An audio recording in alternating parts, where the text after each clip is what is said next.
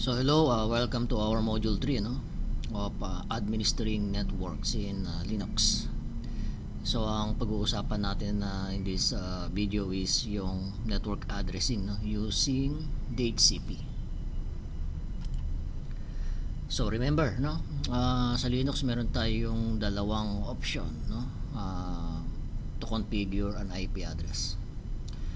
So pwedeng manual Yan, typically ang nilalagyan talaga ng manual IP configuration ay yung mga devices such as router, printer, servers yan kasi yung mga devices na hindi dapat nagpapalit-palit ng IP address And then we have automatic or dynamic. Yan. So kung maraming client, host na minamanage hindi na applicable yung mag-manual IP address ka. Mas mahirap mag-maintain ng network kapag static ang IP address, especially kung large environment. Okay? So ang ini-eliminate kasi natin dito sa malaking environment is yung pag-ulit ng IP address or conflict in IP address. Okay? At maganda pa dito sa automatic meron kang way to check ano na ba ang mga IP address na iyong na-provide sa clients, meron pa bang space or robust na So doon papasok yung protocol na dynamic host configuration protocol Itong DHCP is a TCP/IP protocol standard that allocates IP configuration to the clients, used to maintain the list of IP addresses being assigned to the client and eliminates the conflict in IP assignment.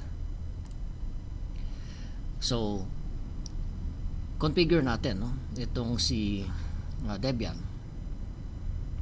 as a DHCP server. Ito lang po yung package na kailangan natin para sa DHCP server ida-download natin yung ISC-DHCP server. Ang format ng ating configuration ay ganito yung subnet. Kunyari, subnet 192.168.100.0. Kunyari, ito yung network natin, subnet mask. Ito yung range or pool of IP addresses na ibabato natin. Yung default gateway, yung DNS. Optional lang naman yung option router saka DNS. Depende kung lalabas kayo ng network, maglagay kayo ng gateway. Kung kayo naman ay connect sa internet, you need DNS Okay, so enable the ISC DHCP server listening interface pagka-install kasi natin yan, magkakaroon ng etc default ISC DHCP server file tapos ilalagay natin doon yung interface ng DHCP server na connected sa switch mamaya So merong mga option kagaya ng reserving an IP address for a specific host Ito yung kasama rin yan dito Pwedeng ilagay nyo sa bandang ilalim Kunyari host Debian PC1. Yan, ito yung declaration na gagawin niyo. Tapos yung fixed address Ilalagay nyo rito yung MAC address nyo. This is equivalent for DHCP reservation. Okay. And then for verification ng mga addresses na pinahiram ng ating DHCP server, ito yung babasahin natin pwedeng basahin mo ng more tapos yung barlib dhcpd.lists. So punta muna tayo dito sa ating GNS3. Connect muna natin yung ating DHCP server to the internet using our NAT cloud. Ito siya.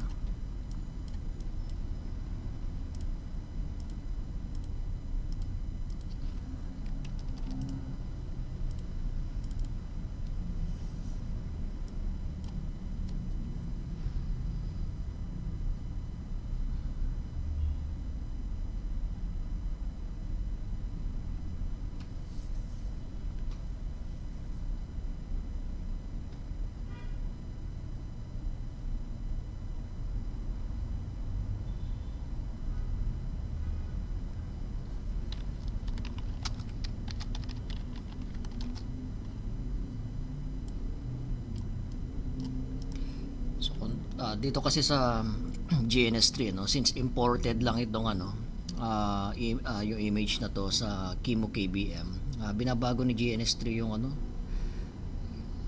yung interface niya. Kung napapansin niyo, 'di ba, merong ANP something. Yung physical na interface eh. Kung galing siya mismo sa hypervisor, pinasok natin siya dito sa GNS3. So iba yung environment niya.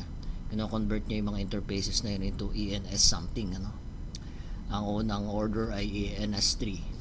Kapag ETH0 yung nakikita nyo doon sa topology, Yan, kayo na bahala, kunyari ENS4 for the secondary interface. Since isa lang naman yung ginagamit nating network interface to connect our ENS3 yung ilalagay natin. Makikita naman natin yan using IPADDR show, although wala pang IP address yan. Nakaabang ito, kasi doon sa network interface natin, kailangan i-correct natin yung declaration doon ng interface in GNS3,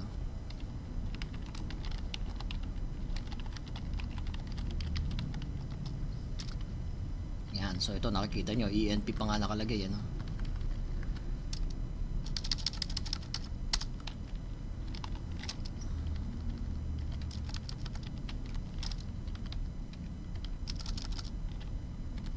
Ibig sabihin ng auto ENS3, automatic up, i-up niya yung interface pagka nag-boot tayo. Ayan. Ito naman yung declaration ng address, so DHCP. So maganda rin kung edit natin yung kanyang name, kasi isa lang yung kanyang pangalan, para hindi rin mag-conflict sa naming convention, So dev DHCP. Pwede naman lowercase lang.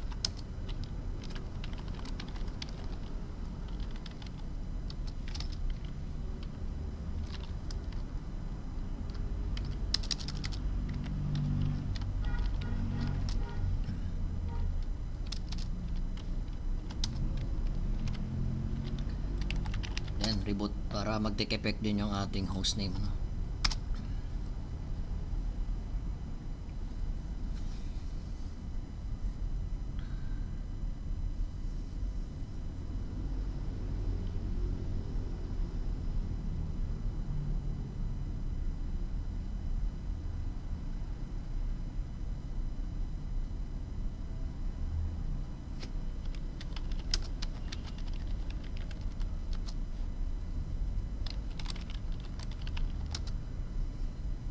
Okay, so meron na siyang IP address, kung mapapansin niyo ito, nakamap ito dito sa ating host,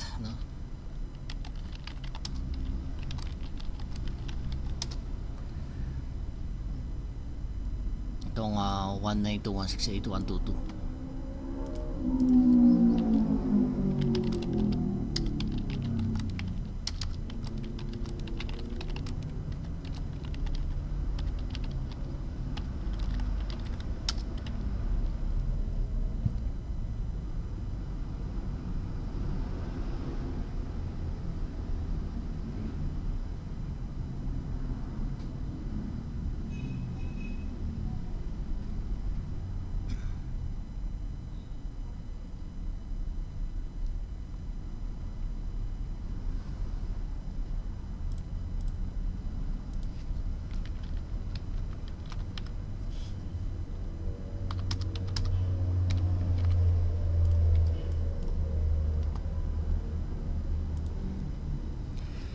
Okay, so ang gagawin ko muna is ida-down ko muna ang ating interface, pwedeng gamitin natin yung IP link set ENS3 down. So pagka nag IPADDR show tayo, naka-down ito. Ayan, down. So edit ko na,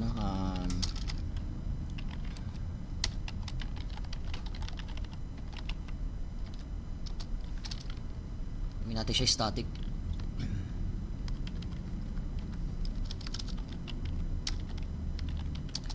So sa paglalagay ng IP address, 'di ba, merong address, merong netmask, gateway, dito pwede niyo rin gamitin ito sa Debian only, yung address. Kunyari 192.168.20.2/24. Yan. Ibig sabihin, hindi nyo na kailangan i-declare yung netmask. Pero gateway, yan, kailangan yan. Maglagay na lang muna tayo ng imaginary gateway, no, which is 20.1. Then try natin systemctl restart. And double check. So double check nyo kung nagpalit na po tayo ng IP address, no? Yan, 192.168.20.2. So pwede ko na i-disconnect, no? Kasi tapos na tayo mag-download, no? Pero reserve lang natin para mamaya sa CentOS demonstration. Now, connect natin dito. So gawin na natin yung declaration, no? Check natin, no? Yung configuration file daw is located at the home etc dhcp, and ito yung kanyang file, no, dhcpd.conf. So ine-edit natin yan as root user, no?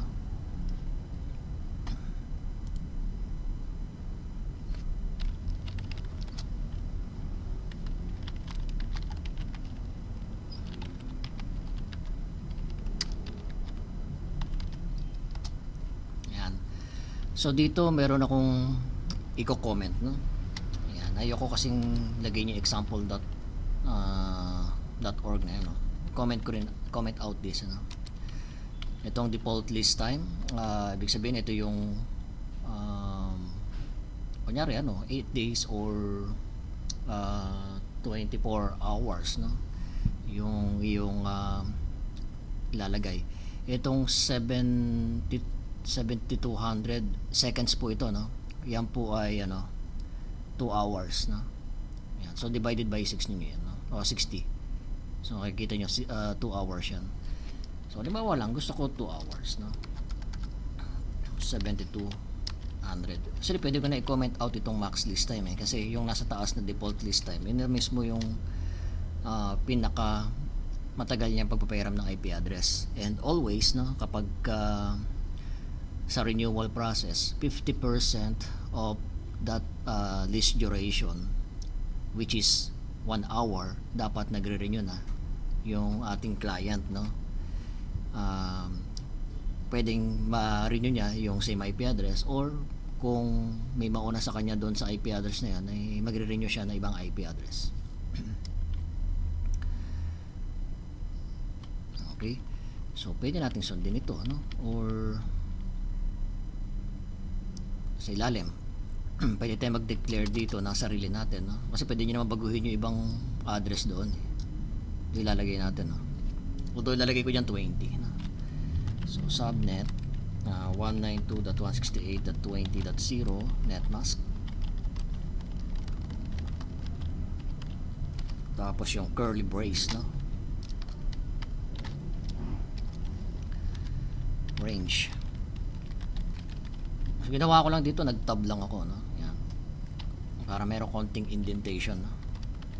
Kunyari gusto ko 2020 ang start, ending natin 20.254, tapos semicolon, option routers,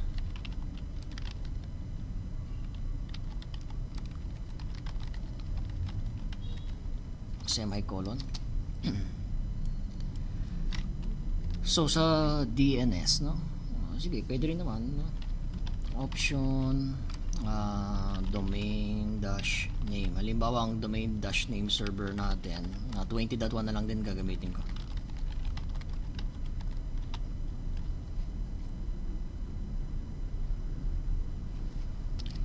Yan. Pero pwedeng wala naman ito sa activity natin, no? And then closing, no? So we have the open curly brace, close curly brace. Yan.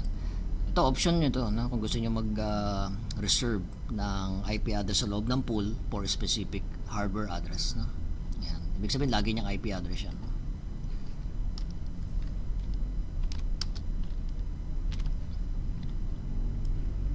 Okay. Systemctl restart isc-dhcp server.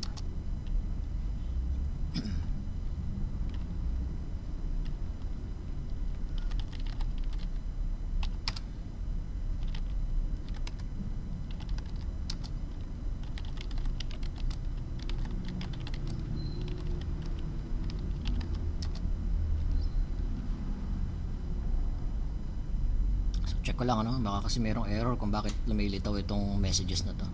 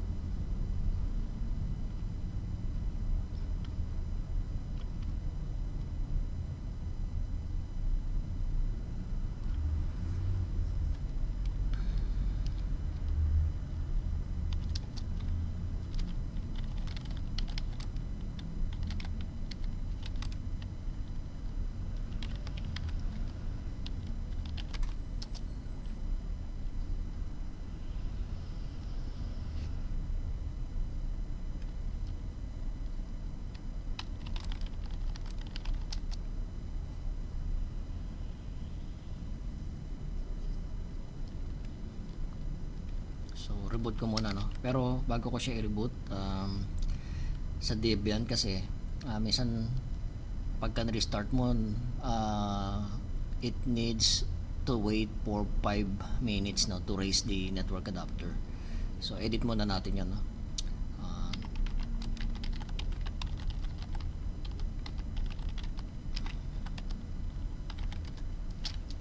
Lagyan natin siya sa 5 seconds lang para hindi siya nagwe-wait, no.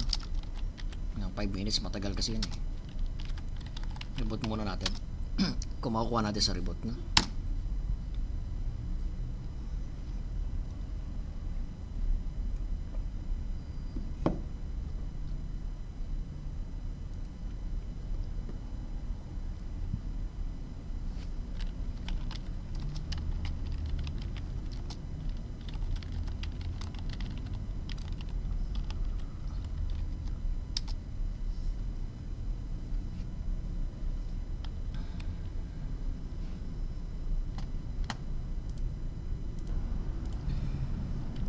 So nagpe-failed yung tawag dito, yung service, no. Check natin yung message, no, kasi meron tayong nakitang journal ctl-xe na command. I-grep natin yung parang yan yung log messages, no, ng mga errors or status, no. I-grep natin yung word na isc-dhcp the server. Tapos basahin natin, medyo mahaba-haba, no. Ganyan ang trabaho ng network administrator, no, or sysadmin, ano. May nakita kasi ako dito, DHCP self-test failed, no. Please fix daw yung etc.dhcp.dhcpd.conf na file. Tapos dito, no, yung etc.dhcpd.conf line 113 unknown option dhcp domain server. Yan, option domain name servers. Okay, kalimutan ko may S, no. Yan.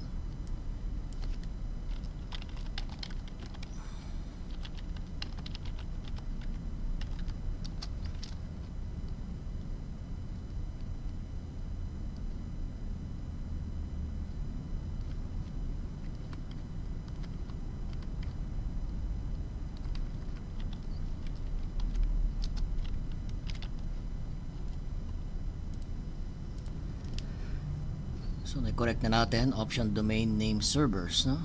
And then wag natin kalimutan, no, doon sa etc default, no, isc.dhcp, i-specify natin sa ang interface ng server na to siya magre-respond, no, or magli-listen, no, ng dhcp messages.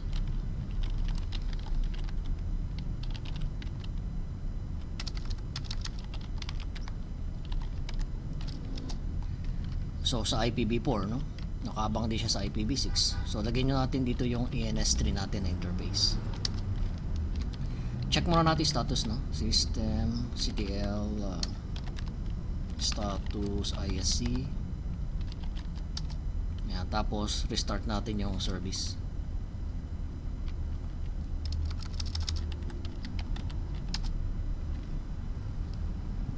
pagka wala na tayo nakitang journal CTL-XE na lag message, no? Ibig sabihin yan, possibly okay na to, no?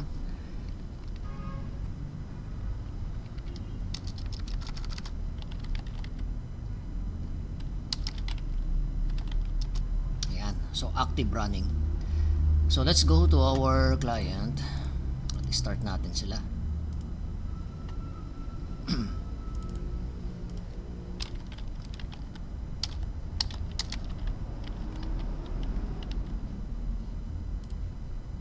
Parlib DHCP.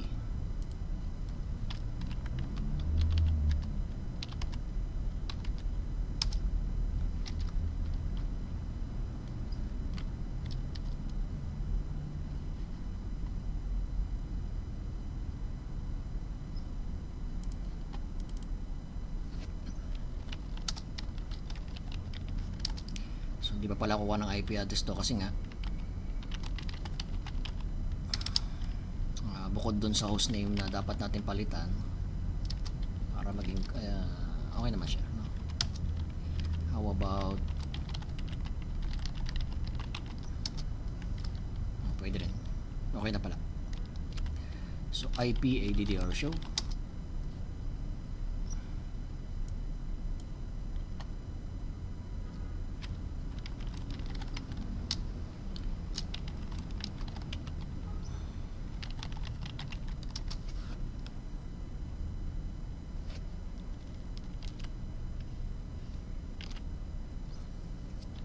Try ko, may command din naman na DH client.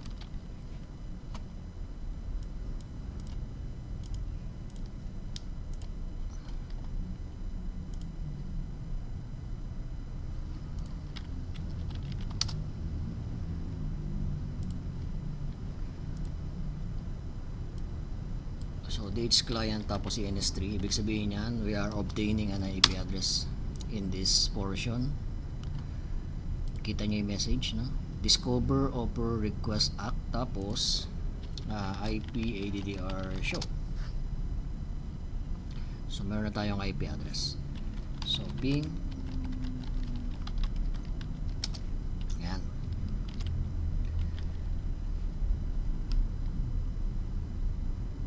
So next. Unahin ko muna itong DHCP relay, no? I discuss. Linux router can be configured to forward DHCP address to a remote network. Yung package daw ay depende sa distro. Kung Debian DHCP relay agent ang ating i-configure, no? Drawing ako, no?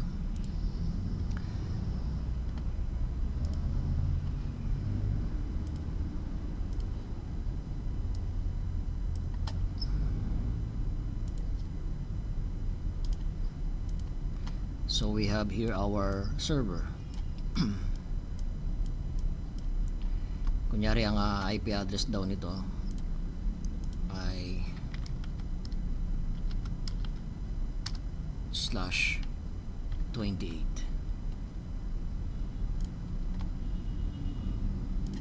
We have router.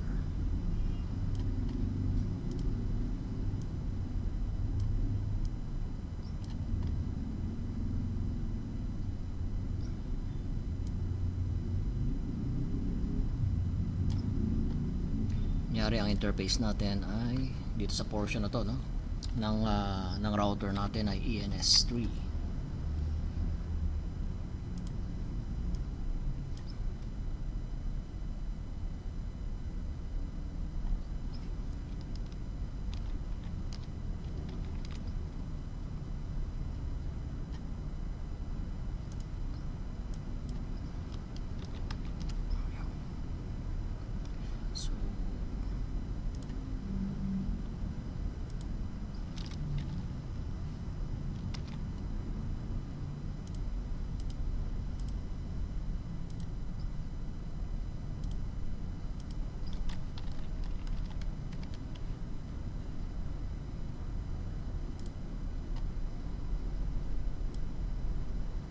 Wala siya nakokopya, no?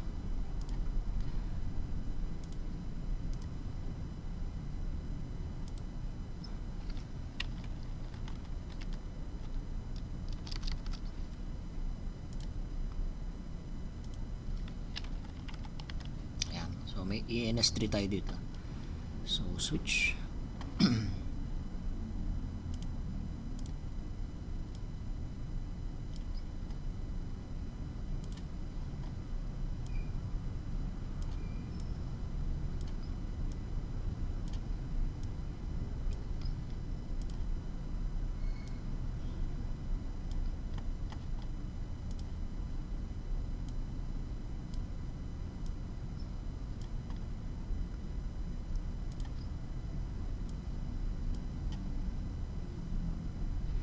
Tapos yung addressing dito halimbawa ay 172.16.00/16. Tapos ang interface natin in this side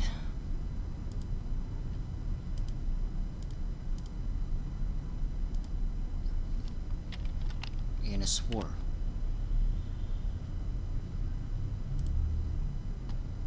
Yan. So package needed on Debian router. Ito, no, yung router na to, kailangan ma-installan nyo ito ng package na DHCP-helper. Okay, ito yung DHCP server natin, ha. Ibig sabihin, you don't need to install here yung ISC-DHCP server. Ang kailangan nyo lang dito ay DHCP-helper. And then, you need to modify the file etc default DHCP helper, no, sa loob nito. Hanapin nyo yung line na DHCP helper, optional, no. Ang lalagay lang natin yung -b tapos yung ENS3, no? Tapos i-close nyo na lang ito ng quotation. Tanggalin nyo muna E, no? Kasi pagka sinabing E, do not listen to this interface, no? Tanggalin nyo itong portion na ito. Kumbaga, ang itira nyo rito -b, listen to this port. In this case, ENS3, palitan nyo ENS3 tapos i-close nyo ito ng closing quotes, no? Closing double quotes. And then re-restart nyo po yung service na systemctl restart dhcp-helper.service, na pwede naman kayo mag-tab, ano. Kaya lang meron tayong i-add dito. Maglalagay tayo dito ng additional tawag dito, additional declaration para sa subnet 172.16.00. Okay, hindi gagana yung scope na yun kung yun lang ilalagay nyo. Dapat maglagay din kayo ng dummy scope para sa 10.00. Yan, sige. Kunyari meron na tayo nito, no, 172.16. Balik tayo doon kasi pagka close ko ito, screen ba tayo dito? Okay.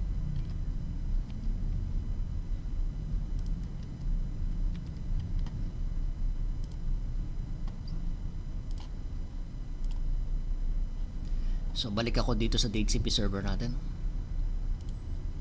Ayan, so doon po sa file, no, nano/etc/dhcp/dhcpd conf. May declaration dito. Ayan, ito gayahin nyo to. Ayan, lagay nyo na lang dito yung network address na kinabibilangan ng ating DHCP server, which is 10.00/ balikan nga natin yung ating desktop picture 10.00/28. Yan, lagay nyo yan dito, no, 10.00/28 or 10.000 netmask 255.255.255.240. Tanggalin nyo yung comment, na yan. No service will be given on this subnet, but declaring it helps the DHCP server to understand the network topology. Although, halimbawa, meron na kayong entry for subnet 172 dito sa ilalim. Kunyari, ito yung subnet 172. Hindi gagana kasi yan kung wala yun, eh. Yan, kung wala yung portion na yun, no? Ito, kung wala ito. Yan. Kailangan dalawa yung scope mo. Kaya lang ito, wala namang service na ibibigay. Pero dapat naka-enable siya para mapagana nyo yung DHCP relay. Okay, so yun yung gagawin nyo sa inyong activity, no? Kaya dapat intindihin nyo itong sinabi ko, no? Kung kailangan mag-jot down sa notebook, no? Dalawang scope ang ilalagay nyo. Yung subnet na kung saan kinabibilangan ng DHCP server natin, basta wala kayong lalagay na range or option router. Yan, basta ganyan lang. naka-uncomment yan. Plus the declaration para sa susunod na subnet, no. Kung gusto niyo pa multiple subnet, no, maglagay lang kayo ng another line, subnet, option routers, ganun lang, ano. Yan, tapos gagana na yan. Make sure lang na dito sa portion ng saan na ba uli yun? Yan, basta dito sa portion na to meron itong static IP address, kunyari 172.16.01, no, which is yung default gateway para dito. Okay, gagana na yun. So subukan naman natin yung yung CentOS DHCP server.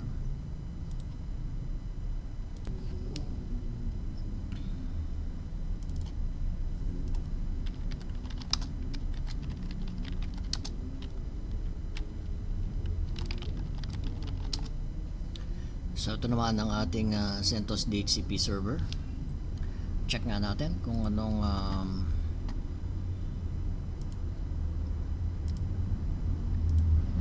package, no. For CentOS, ang package na kailangan natin ay DHCP-server, no. Tapos ang gagamitin natin ay undefined YAM, ano. So puntahan na natin, no. Unahin muna natin i-update yung ating repository, no. DNF make cache.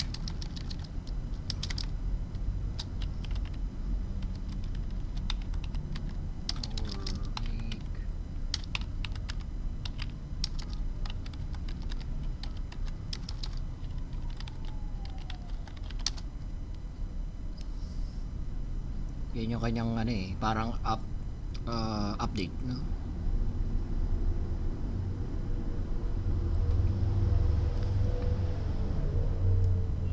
So yung configuration file daw niya is located at DHCP, etc DHCPD, DHCP and DHCPD-conf.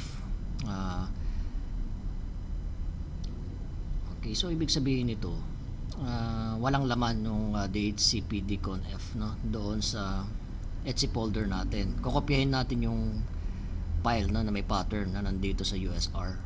Yan. Ito yung command, no, yun, no, cp usr share doc DHCP server with DHCP.conf example. Tapos gagayahin natin yung kagaya doon sa Debian natin, no, sa location etc DHCP and DHCPD-conf.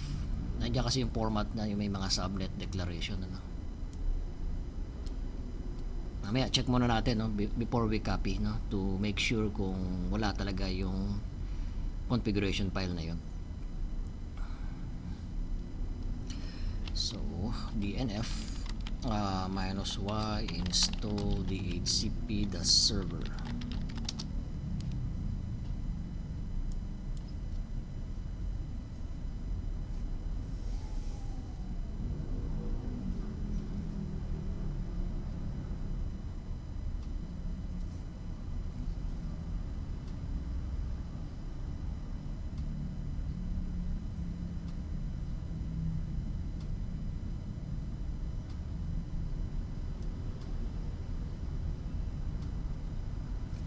Okay, check muna natin, no, lshc DHCP. So check natin laman ng more hc DHCP. Yan, tingnan nyo, binasa ko yung file na DHCPD-conf, nakalagay dito, DHCP server configuration file is located to user share doc DHCP-server DHCP-.conf example, no. So ibig sabihin i-overwrite natin yung DHCPD-conf na yan. Wala naman laman yan, Okay, so copy muna natin, no, bago natin lagyan ng static IP address yung server natin.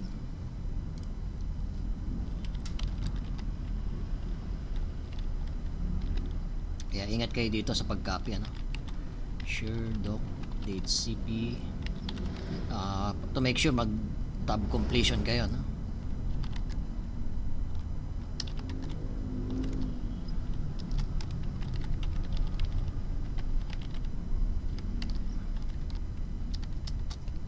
Yan, so i-overwrite lang daw ba? Yes, overwrite natin. So now basahin natin, no, using more Ayan, no? Meron na siyang mga declaration example dito. So, pasok muna tayo sa ating interface, no?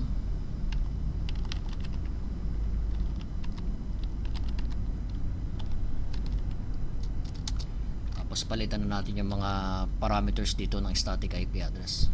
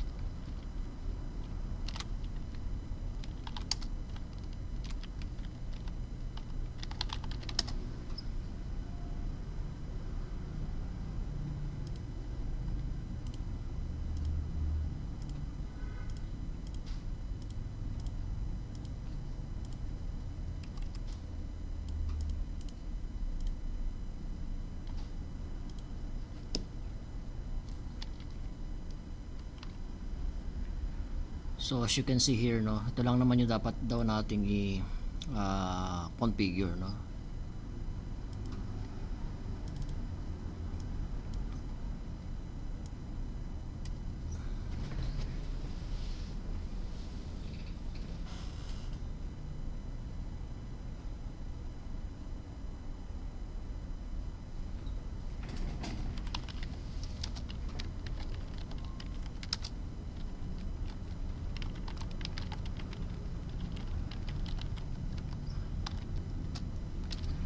So again, i-comment out natin ito, baka kasi ito yung maging DNS server, no?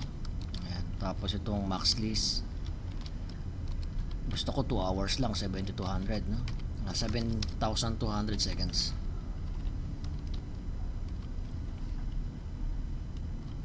Ayan. So ito pwede natin edit ito. Ayan. Ito pwede kong etong no service will be given, ito pwede nyo ilagay dito kapag remote yung ating DHCP server, kagaya ng sa Debian, no? Kunyari na dito yung network 10 something, no? No service will be given here, no? Pwede ko muna siyang i-comment out dahil gawin ko siyang local DHCP server natin, no? And then ito, baguhin ko na lang to, correct na lang natin siya into our network, which is 20.0.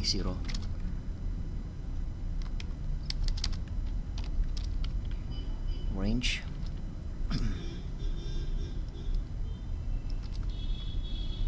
Pansinin nyo, option domain name servers din, ano? Yung command halos pares lang doon sa sa Debian, no?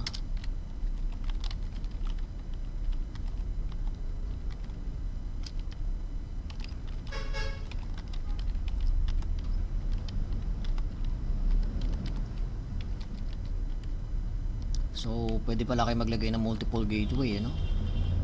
Pero isa lang lalagay natin dito. Option routers. Pwedeng pangalan ng router kung may DNS server tayo, or IP address. Another declaration kung gusto niyo ng option domain name servers.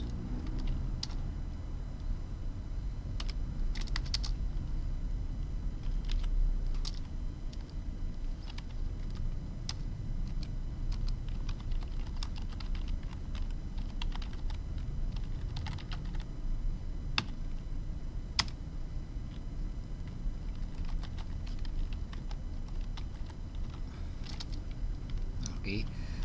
Other subnet should be commented out, hindi naman kasi natin kailangan yung iba dito, eh. Hindi kagaya doon sa Debian natin na naka-comment out lahat tapos i-uncomment nyo lang yung kailangan nyo, no?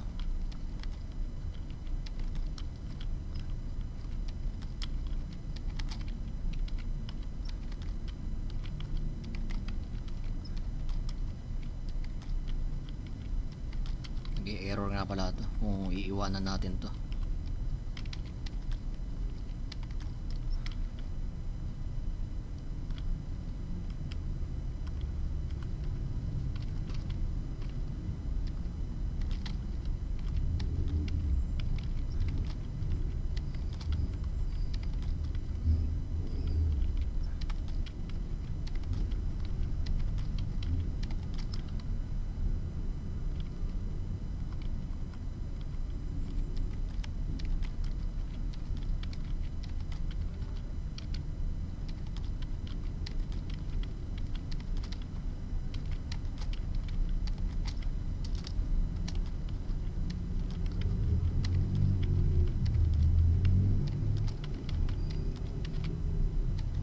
Kasi pinakabilis dito, delete na lang natin, no? Pero anyway, naumpisahan ko naman na mag-comment, no?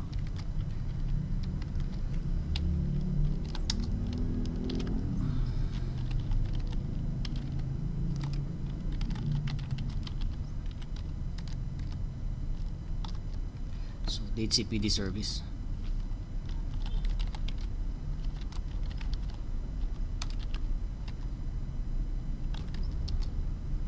Check natin kung meron siyang separate file, no, na kung saan magli-listen siya ng DHCP messages, no, kagaya nung sa default. So check nga natin kung meron siya nun. LSHC default, wala siya, no. Yan, so hindi na kailangan pala yun, no. So, testingin natin. So, itong CentOS client natin, nakaset na to receive an IP address na.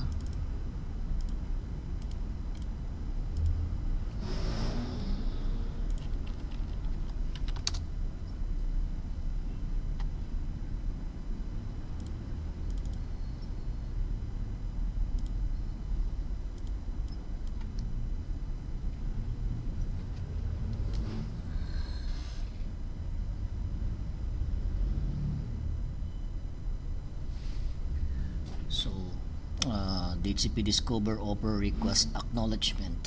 So, check nga natin if there is a bar lib something in our server, no?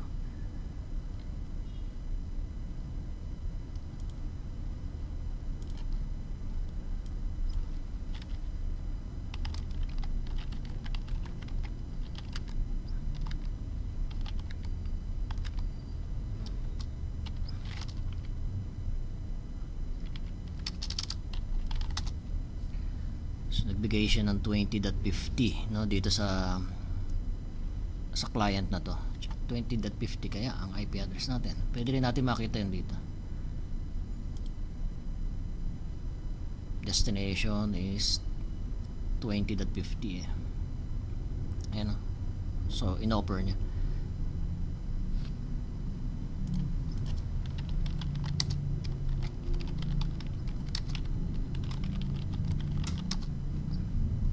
Ayan, 20.50.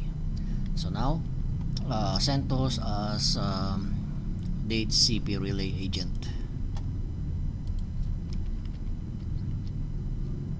Okay, package needed, no, doon sa router natin. Yan, DHCP das relay. Tapos ika-copy daw ninyo yung copy the file, no, under lib system dhc relay.service. Tapos nakalagay yan dito, no. So ibig sabihin, pwedeng ang command ay cp space lib system dhc relay.service space yung ating destination, which is etc system d /system/ enter nyo lang, no? Tapos ito na yung magiging location, etc system d system dhc relay service. You need to modify that service na. And then hanapin niyo yung line na merong exec start user bin DHC relay na -d no PID. Ilagay nyo rito yung IP address ng ating DHCP server. Parang yung IP helper, no? IP helper address, DHCP server IP address.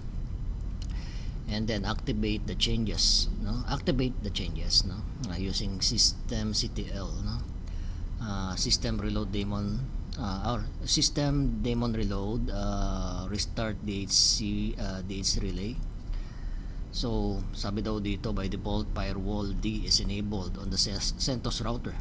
Ayan. So, ibig sabihin sa CentOS router natin, kailangan nyo disable muna yung firewall D, no? Para nagpo-forward din siya ng DHCP request, no? Or DHCP discover message doon sa interface connecting to the DHCP server. Okay? So, hindi ko na binigyan na example yung pag-configure ng relay, no? Kasi I wanted you to do it, no, on our laboratory. So, I hope, no, kahit na maikli lang itong video na ito, no, nakatulong sa inyo para ma-visualize ninyo, no, yung Linux environment, no, na meron palang DHCP service at pwede rin pala siya maging relay agent. Okay? So maraming salamat, no, sa inyong time, no, to listen dito sa video na ito, no. Kung may resources kayo, maganda ko ipa-practice ninyo.